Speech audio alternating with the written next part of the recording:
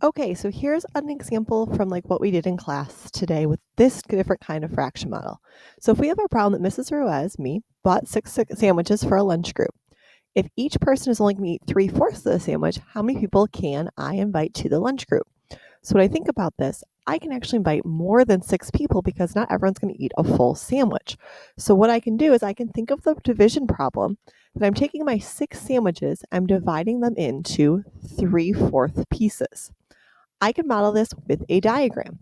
So if I were to draw 6 boxes, I'm going to draw one big long box and I'm going to separate this up into 6 pieces. So I'm going to divide in half, then each of those into thirds, and then both of these into thirds. So now I have my 6 sandwiches drawn on here.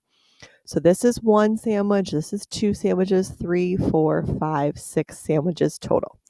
I'm going to take each sandwich and cut it into 4 equal pieces because I'm going to cut my sandwich into fourths. So I'm going to do that in red so you can see the difference from my sandwiches. So I'm going to take this one and I'm going to cut it into 2, 3, 4 pieces. So now I have 1, 2, 3, 4 slices of that first sandwich. I'm going to do that for each of my sandwiches. So I'm cutting each of my 6 sandwiches into fourths. So each sandwich, when I cut it into fourths, gets 4 equal-sized pieces to it. So what I can think through here is I now have 24 pieces of sandwich. So I have my 6 sandwiches cut into 4 pieces each. Now when I do this, I'm going to count out 3 out of those 4 slices for everybody. So if I were to do that, I'm going to count 1, 2, 3 pieces. So these 3 sections are going to go to 1 student. Now I'm not just going to take this one last piece of my first sandwich and just throw it in the garbage.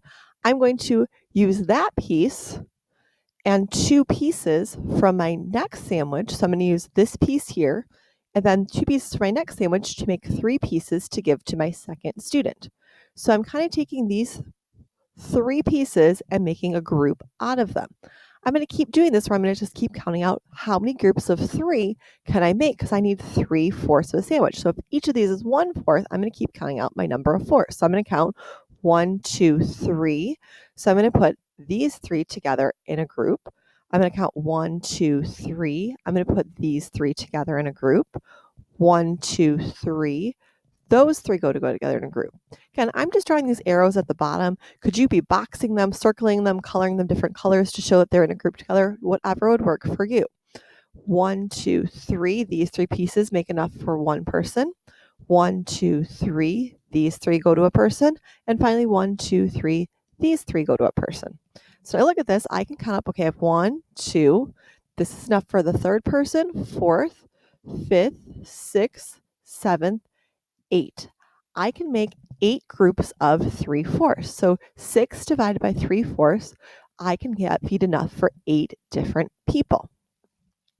Let's think through how I could rewrite that as a multiplication problem.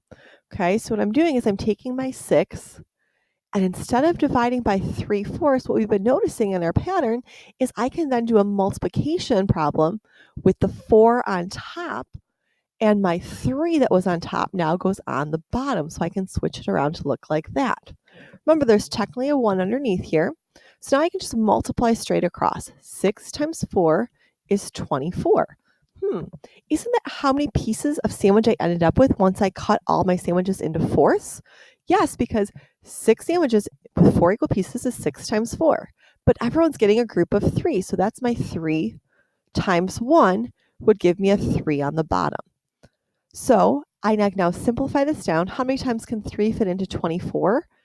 8 times. So you should see that 6 divided by 3/4 and 6 times 4/3 or 4/3 both give me a solution of 8. We're going to be practicing this more in class on Wednesday as well.